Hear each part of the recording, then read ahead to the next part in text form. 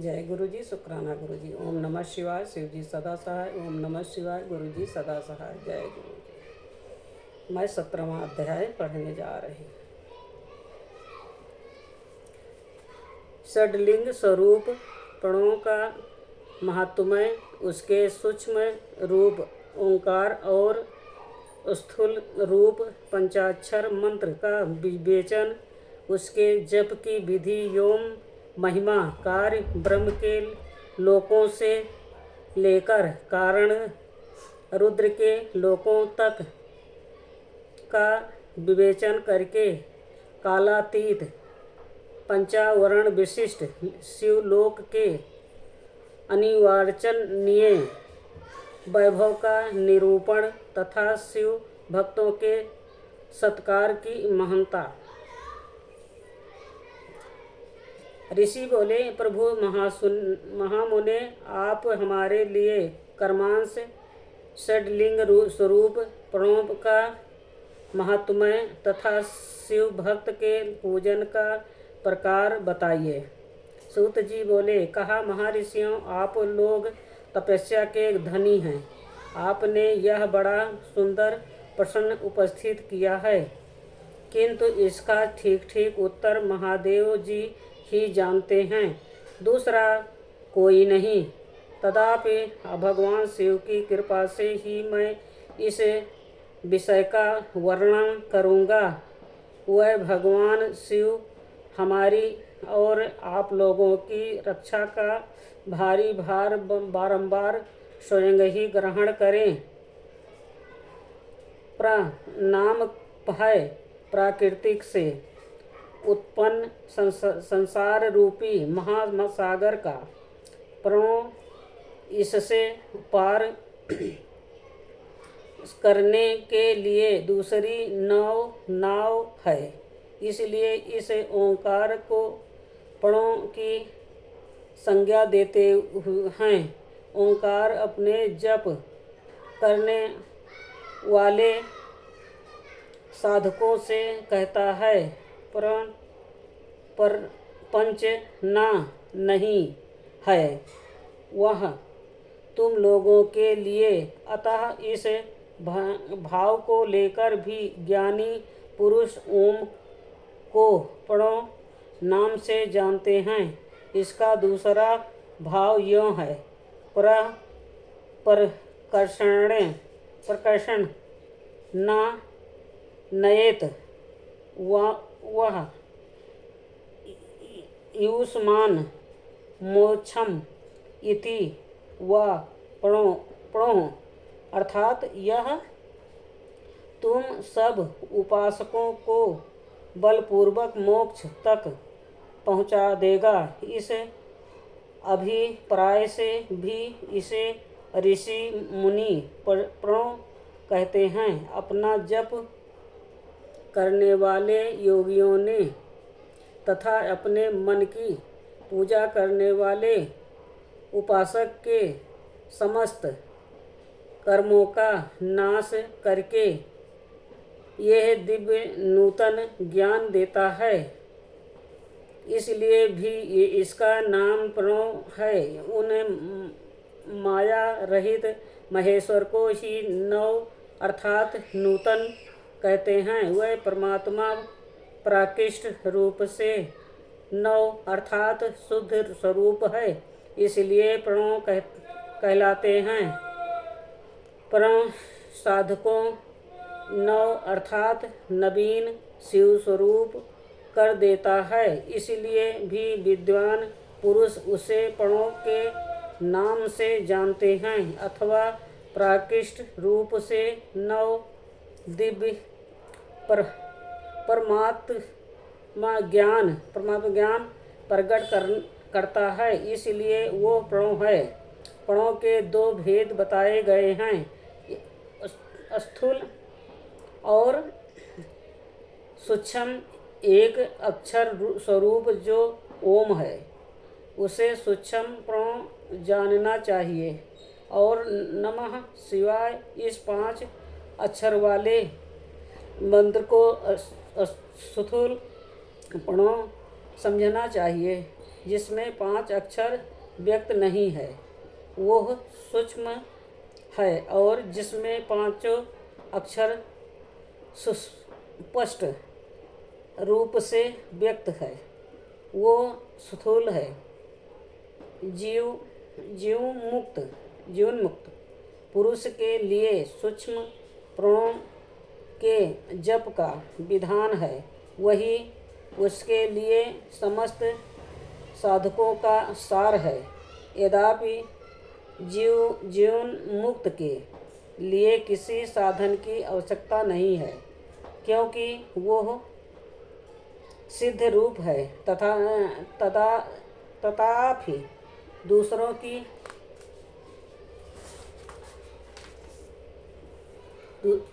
दृष्टि में जब तक उसका शरीर रहता है तब तक उसके द्वारा प्राण जबकि सहज साधना स्वतः होती रहती है। वो अपने देह का विलय होने तक सूक्ष्म प्राण मंत्र का जप और उसके अर्थभूत परमात्म तत्व का अनुसाधन करता रहता है। जब शरीर नष्ट हो जाता है तब वह पूर्ण ब्रह्म स्वरूप शिव को प्राप्त कर लेता है। यह सुनिश्चित बात है। जो अर्थ का अनुसाधन न करके केवल मंत्र का जप करता है उसे निश्चय ही योग की प्राप्ति होती है। जिसने 36 करोड़ मंत्र का जाप कर लिया वो उसे अवश्य ही योग प्राप्त होता जाता है। सूक्ष्म प्राणों के भी हास और धीर्ष के वेद से 2 रूप जानने चाहिए। आकार उकार मकार बिंदु नाद शब्द काल और कला इससे युक्त जो प्रण है उसे दीर्घ प्रण कहते हैं। वो योगियों के लिए ही हृदय में स्थित होता है। मकार पर्यंत जो ओम है वो आ उ मा इन 3 तत्वों से युक्त है। इसी को हस्सु प्रणव कहते हैं। आ शिव हैं, उ शक्ति हैं और मकार इन दोनों की एकता है। वह तिर तत्व स्वरूप है।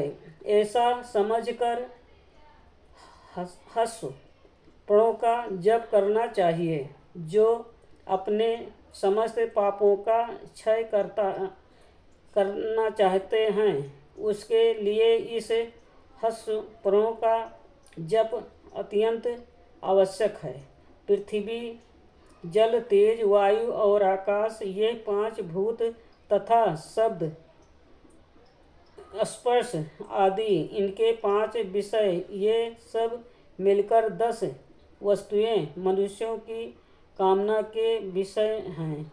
इनकी आशा मन में लेकर जो कर्मों के अनुष्ठान में संलग्न होते हैं वह 10 प्रकार के पुरुष प्रवृत्ति अथवा प्रवृत्ति मांगी कहलाते हैं, तथा जो निष्काम भाव से शास्त्र विहित कर्मों का अनुष्ठान करते हैं वह निर्वृत्त अथवा निर्वृत्ति मार्गी कहे गए हैं। प्रवृत्त पुरुषों को हस्सु प्रणव का ही जप करना चाहिए और निर्वृत्त पुरुषों को दीर्घ प्रणव का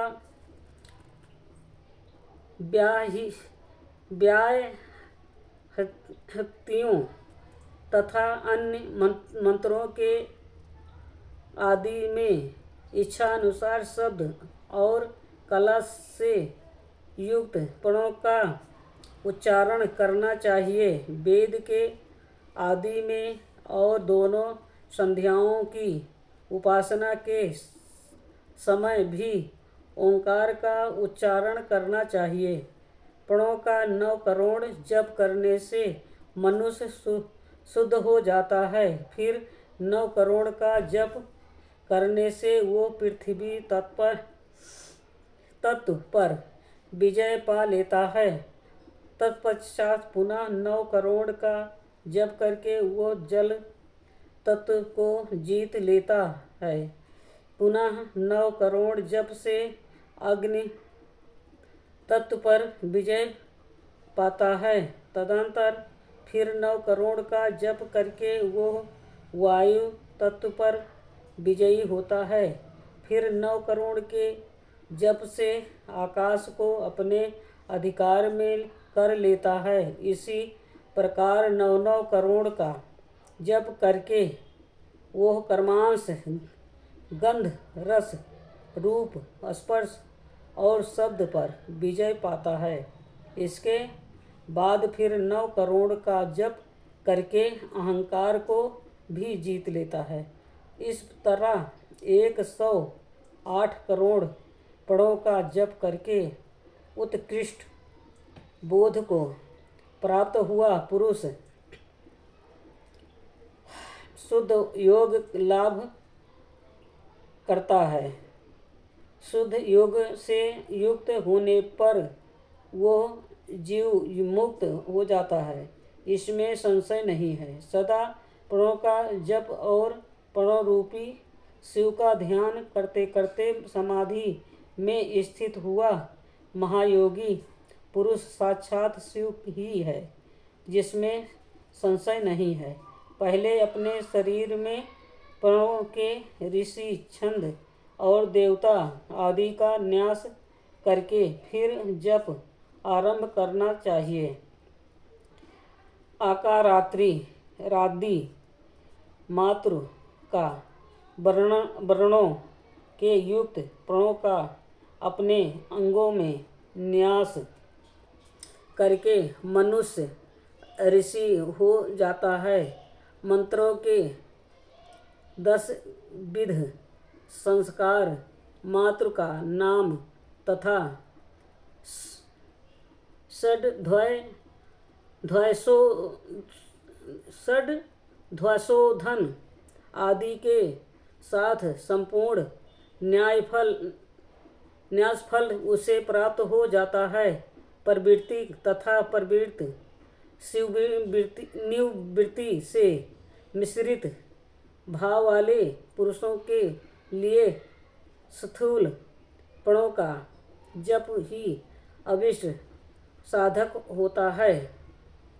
क्रिया, तप और जप के योग से शिव योगी 3 प्रकार के होते हैं, जो कर्मांश क्रिया योगी, तपो योगी और जप योगी कहलाते हैं। जो धन आदि वैभव से पूजा सामग्री का संचय करके हाथ और आदि अंगों से नमस्कार आदि क्रिया करते हुए इष्ट देव का पूजा में लगा रहता है, वो क्रिया योगी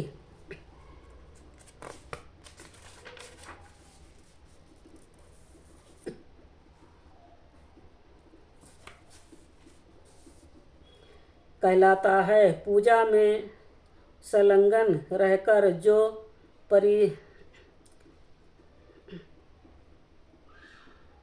परिमित भोजन करता, ब्रह्मा इंद्रियों को जीत कर बस में किए रहता है और मन को भी बस में करके परद्रोह आदि से दूर रहता है, वो तपो योगी कहलाता है।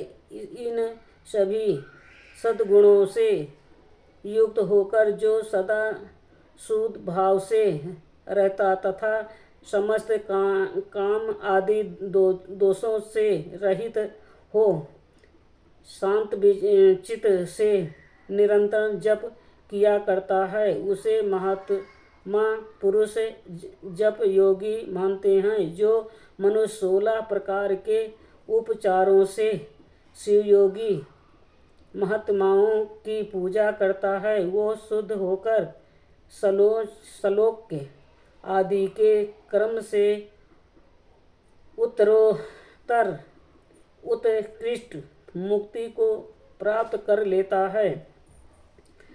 द्विजो, अब मैं जप योग का वर्णन करता हूँ, तुम सब लोग ध्यान देकर सुने।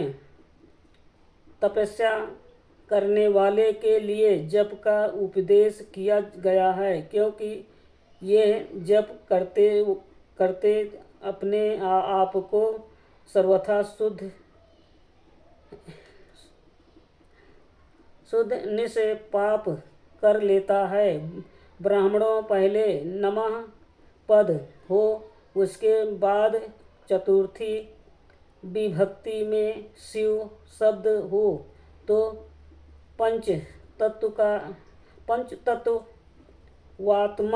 नमः शिवाय मंत्र होता है। इसे शिव पंचाक्षर कहते हैं। ये स्थूल प्रणव रूप है।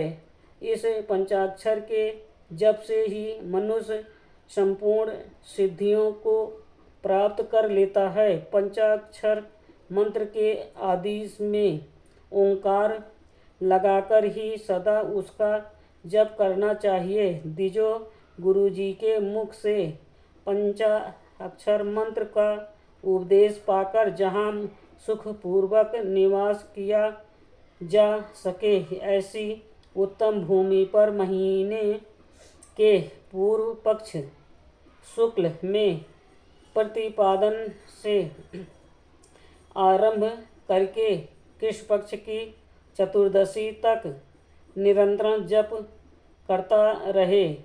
माघ और भादों के महीने अपना विशिष्ट महत्व रखते हैं।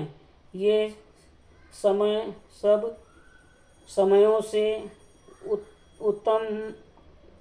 उत्तमोत्तम माना गया है। साधक को चाहिए कि वह प्रतिदिन एक बार परिमित भोजन करें, मौन रहें, इंद्रियों को बस में रखें, अपने स्वामी एवं माता पिता की नित्य सेवा करें। इस नियम से रहकर जप करने वाला पुरुष एक सहस्त्र जप से ही शुद्ध हो जाता है, अन्यथा वो ऋणी होता है।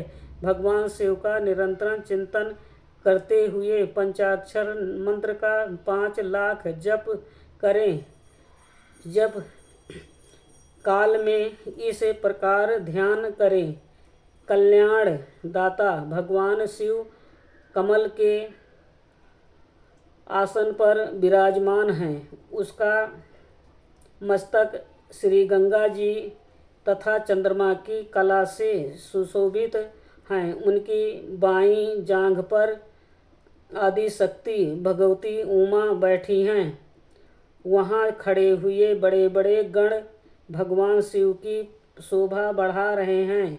महादेव जी अपने 4 हाथों में मृग मुद्रा, टंक तथा वर एवं अभय की मुद्राएं धारण किए हुए हैं। इस प्रकार सदा सब पर अनुग्रह करने वाले भगवान सदाशिव का बारंबार स्मरण करते हुए हृदय अथवा सूर्यमंडल में पहले उनकी मानसिक पूजा करके फिर पूर्वाभिमुख हो पूर्वोक्त पंचाक्षरी विद्या का जप करें। उन दिनों साधक सदा शुद्ध कर्म ही करें और दुष्कर्म से बचे रहें। जप की समाप्ति के दिन कृष्ण पक्ष की चतुर्दशी को प्रातःकाल नित्य कर्म करके शुद्ध एवं सुंदर स्थानों में शौच संतोषादि नियमों से युक्त हो शुद्ध हृदय से पंचाक्षर मंत्र का 12 सहस्त्र जप करें। तत्पश्चात 5 सपलीक ब्राह्मणों का जो श्रेष्ठ एवं शिव भक्त हों वर्णन करें। इनके अतिरिक्त एक ज्येष्ठ आचार्य परवर का भी वर्णन करें और उसे शंभ सदाशिव का स्वरूप समझें। ईशान, तत्पुरुष, अघोर, वामदेव तथा सधो जात इन पांचों के प्रतीक स्वरूप 5 ही श्रेष्ठ और शिवभक्त ब्राह्मणों का वर्णन करने के पश्चात पूजन सामग्री को एकत्र करके भगवान शिव का पूजन आरंभ करें। विधि पूर्वक शिव की पूजा संपन्न करके होम आरंभ करें। अपने गृह सूत्र के अनुसार सुखांत कर्म करके अर्थात परिसमूहित उपलेपन, उल्लेखन, मृद उदाहरण और अभिक्षण इन 5 भू संस्कारों के पश्चात वेदी पर स्वाभिमुख अग्नि को स्थापित करके कुशक कंडिका के अंतर प्रज्वलित अग्नि में अजय भागांत आहुति देकर प्रस्तुत होम का कार्य आरंभ करें। कपिला गाय के घी से 1101 अथवा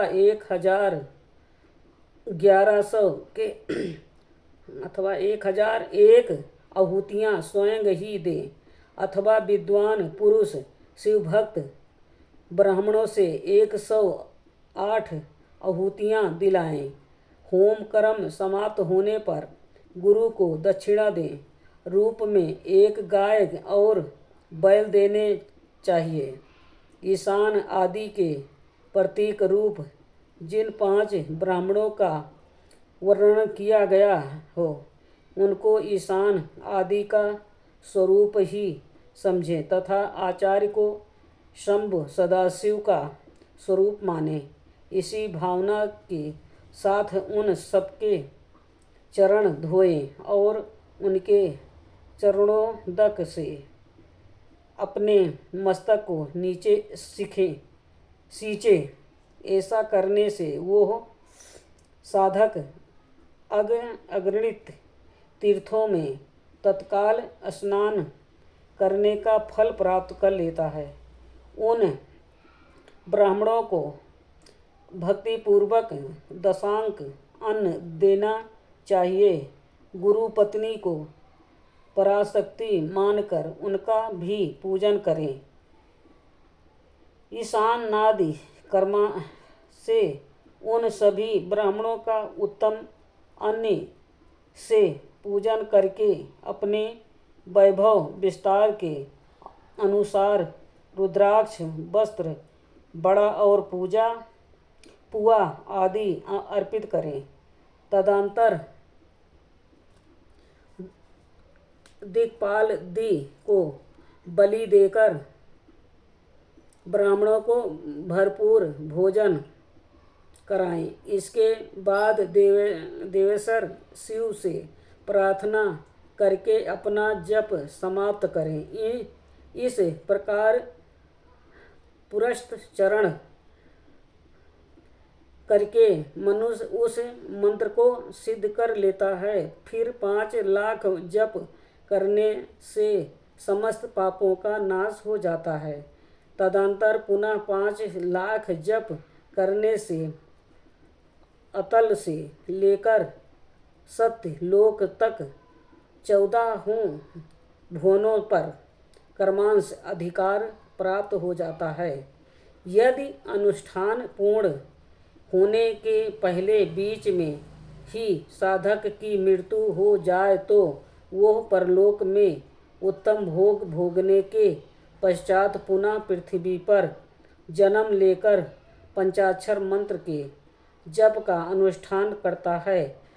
समस्त लोकों का ऐश्वर्य पाने के पश्चात वो मंत्र को सिद्ध करने वाला पुरुष यदि पुनः 5 लाख जप करे तो उसे ब्रह्मा जी का समेश प्राप्त होता है।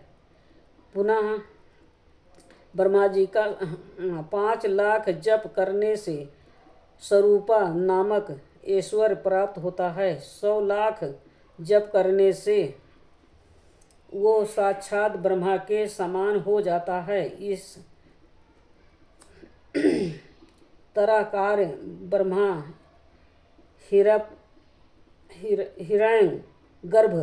हिरण्यगर्भ का सापूज्य प्राप्त करके वो उस ब्राह्मण का प्रलय होने तक उस लोक में यथेष्ट भोग भोगता है। फिर दूसरे कल्प का आरंभ होने पर वो ब्रह्मा जी का पुत्र होता है।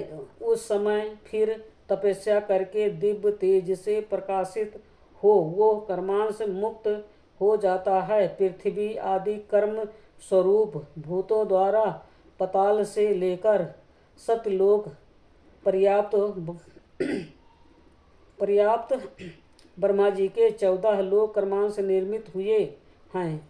सतलोक से ऊपर क्षमा लोक तक जो 14 भुवन है वह भगवान विष्णु के लोक हैं। क्षमा लोक से ऊपर सूची लोक पर्याप्त 28 भुवन स्थित है। सूची लोक के अंतर्गत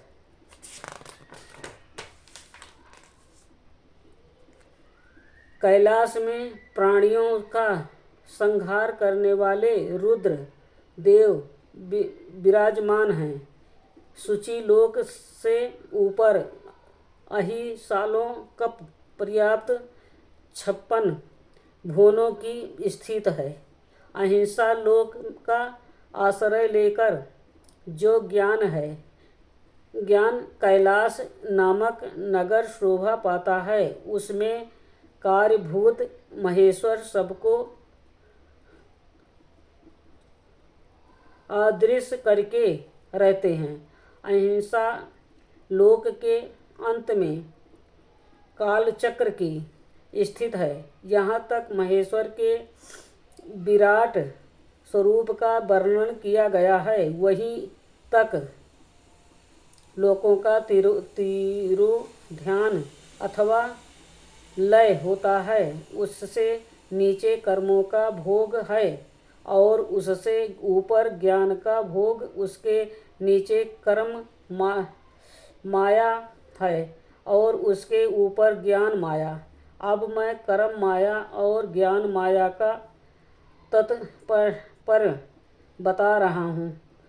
माँ का अर्थ है लक्ष्मी। उससे कर्म भोग यात प्राप्त होता है, इसलिए वो माया अथवा कर्म माया कहलाती हैं।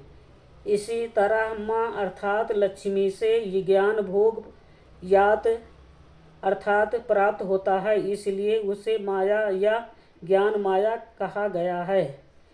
उपयुक्त सीमा से नीचे नश्वर भोग है और ऊपर नित्य भोग।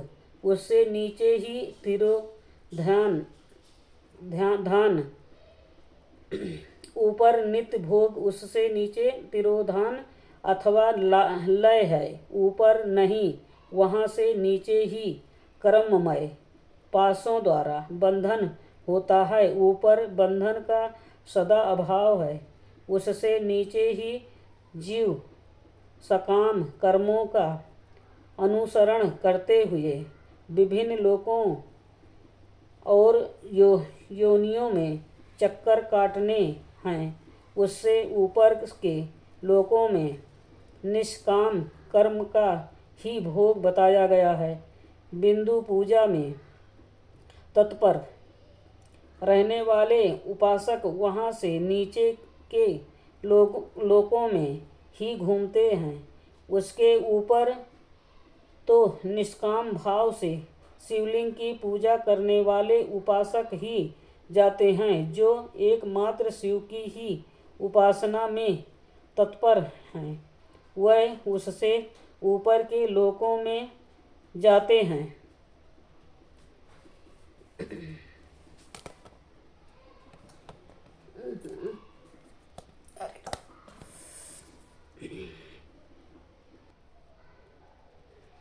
जय गुरु जी। कैलाश में प्राणियों का संहार करने वाले रुद्रदेव विराजमान हैं। सूची लोक में से ऊपर अहिंसा लोक पर्यटन 56 भुवनों की स्थित है।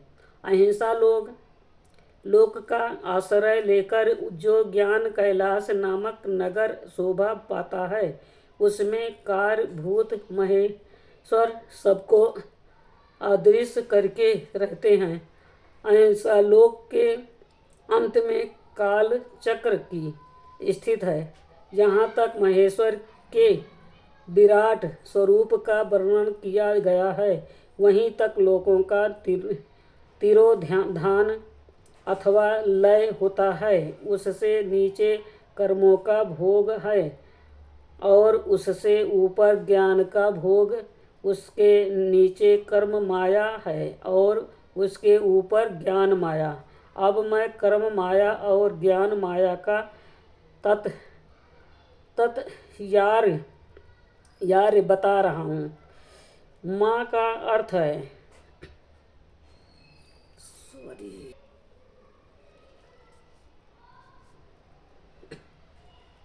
माँ का अर्थ है लक्ष्मी। उससे कर्म भोग यात प्राप्त होता है, इसलिए वो माया अथवा कर्म माया कहलाती हैं। इसी तरह माँ अर्थात लक्ष्मी से ज्ञान भोग यात अर्थात प्राप्त होता है, इसलिए उसे माया या ज्ञान माया कहा गया है। उपयुक्त सीमा से नीचे नश्वर भोग है और ऊपर नित्य भोग। इससे नीचे ही तिरोधान अथवा लय है।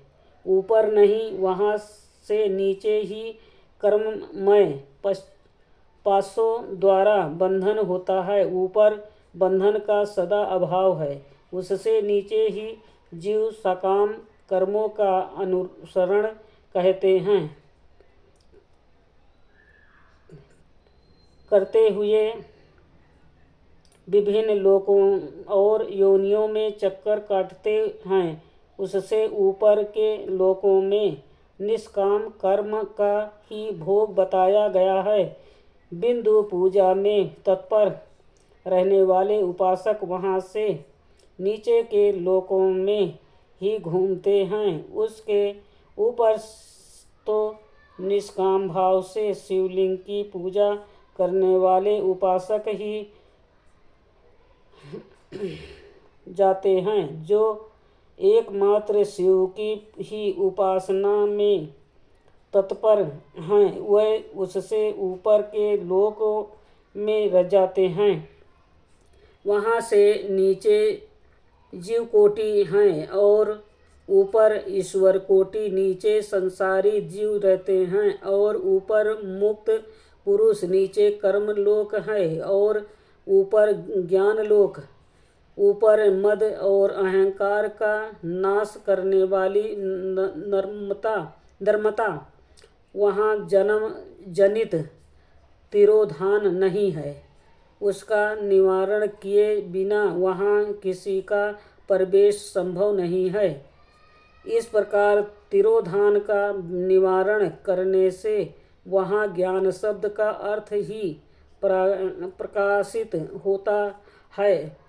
आधि भौतिक पूजा करने वाले लोग उससे नीचे के लोकों में ही चक्कर काटते हुए हैं। जो आध्यात्मिक उपासना करने वाले हैं, वह ही उससे ऊपर को जाते हैं। जो सत्य अहिंसा आदि धर्मों से युक्त हो भगवान शिव के पूजन में तत्पर रहते हैं। वह काल चक्र को पार कर जाते हैं। काल चक्र की सीमा तक जो विराट महेश्वर लोक बताया गया है, उससे उस ऊपर वृषभ के आकार में धर्म की स्थित है। वो ब्रह्मचर्य का मूर्तिमान रूप है। उसके सत्य, शौच, अहिंसा और दया ये चार पाद हैं। वो साक्षात शिवलोक के द्वार पर खड़ा है। क्षमा उसके सिंह हैं, सम कान हैं। वो वेद ध्वनि रूपी शब्द से विभूषित हैं। अस्तित्वता उसके दोनों नेत्र हैं। विश्वास ही उसकी श्रेष्ठ बुद्धि एवं मन है। क्रिया आदि धर्म रूपी जो वृषभ है वह कारण आदि में स्थित है, ऐसा जानना चाहिए। उस क्रिया रूप वृषभास्कार धर्म पर कालातीत शिव अरुण होते हैं। ब्रह्मा, विष्णु और महेश की जो अपनी अपनी आयु है उसी को दिन कहते हैं। जहाँ धर्म रूपी वृषभ की स्थित है उससे ऊपर न दिन है न रात्रि। वहाँ जन्म मरण आदि भी नहीं है। वहाँ फिर से कारण स्वरूप ब्रह्मा के कारण सत्य लोक पर्याप्त 14 लोक स्थित हैं जो 5 भौतिक गंध आदि से परे हैं। उनकी सनातन स्थित है। सूक्ष्म गंध ही उनका स्वरूप है। उससे ऊपर फिर कारण रूप विष्णु के 14 लोक स्थित हैं। उनसे भी ऊपर भी फिर कारण रूपी रुद्र के 28 लोकों की स्थित मानी गई है। फिर उनसे वो भी ऊपर कारणेश शिव के 56 लोक विद्यमान हैं। तदंतर शिव सम्मत ब्रह्मचारी लोक है और वहीं 5 अवतारणों से युक्त ज्ञानमय कैलाश है, जहाँ 5 मंडलों, 5 ब्रह्म कलाओं और आदि शक्ति से संयुक्त आदि लिंग प्रतिष्ठित है। उसे परमात्मा शिव का शिवालय कहा गया है। वहीं पराशक्ति से युक्त परमेश्वर शिव निवास करते हैं। वह सृष्टि, पालन, संहार, तिरोभाव और अनुग्रह इन 5 कृतियों में प्रवीण हैं। उनका श्री विग्रह सच्चिदानंद स्वरूप है। वह सदा ध्यान रूपी धर्म में ही स्थित रहते हैं और सदा सब पर अनुग्रह किया करते हैं। वह स्वात्माराम हैं और समाधि रूपी आसन पर आसीन हो नित्य विराजमान होते हैं। कर्म एवं ध्यान आदि का अनुष्ठान करने से कर्मांश साधन पथ में आगे बढ़ने पर उनका दर्शन साध्य होता है। नित्य नैमित्तिक आदि कर्मों द्वारा देवताओं का यजन करने से भगवान शिव के समाराधन कर्मों में मन लगता है। क्रिया आदि जो शिव संबंधी कर्म हैं उसके द्वारा शिव ज्ञान सिद्ध करें। जिन्होंने शिव तत्व का साक्षात्कार कर लिया है अथवा जिन पर शिव की कृपा दृष्टि पड़ चुकी है वह सब मुक्त ही हैं, इसमें संशय नहीं है। आत्म स्वरूप से जो स्थित है वही मुक्त है। एकमात्र आपने आत्मा में रमण या आनंद का अनुभव करना ही मुक्ति का स्वरूप है। जो पुरुष क्रिया, तप, जप, ज्ञान और ध्यान रूपी धर्मों में भली भांति स्थित है, वो शिव का साक्षात्कार करके स्वात्मा राम स्वरूप मोक्ष को भी प्राप्त कर लेता है। जैसे सूर्यदेव अपनी किरणों से अशुद्धि को दूर कर देते हैं, उसी प्रकार कृपा करने में कुशल भगवान शिव अपने भक्तों के अज्ञान को मिटा देते हैं। अज्ञानी की निर्वृत्ति हो जाने पर शिव ज्ञान स्वतः प्रकट हो जाता है। शिव ज्ञान से अपना विशुद्ध स्वरूप आत्मा रामात्म प्राप्त होता है और आत्मा रामात्म की सम्यक सिद्धि हो जाने पर मनुष्य कृत्य हो जाता है। इस तरह यहाँ जो कुछ बताया गया है वो पहले मुझे गुरु परमात्मा परंपर से प्राप्त हुआ था। तत्पश्चात मैंने पुनः नंदीश्वर के मुख से इस विषय को सुना था। नंदी स्थान से परे जो श्वास वेद शिव वैभव है, उसका अनुभव केवल भगवान शिव को ही है। साक्षात शिवलोक के उस वैभव का ज्ञान सबको शिव की कृपा से ही हो सकता है, अन्यथा नहीं, ऐसा आस्तिक पुरुषों का कथन है।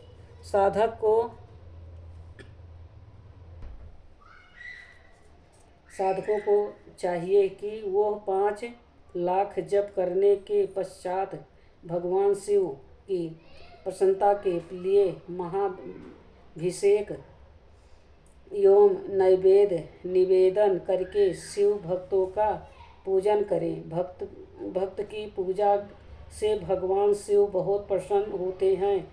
शिव और उसके भक्त में कोई भेद नहीं है, वो साक्षात शिव स्वरूप ही हैं। शिव स्वरूप मंत्र को धारण करके वो शिव ही हो गया रहता है। शिव भक्त का शरीर शिव रूप ही है, अतः उसकी सेवा में तत्पर रहना चाहिए। जो शिव के भक्त हैं वह लोक और वेद की सारी क्रियाओं को जानते हैं।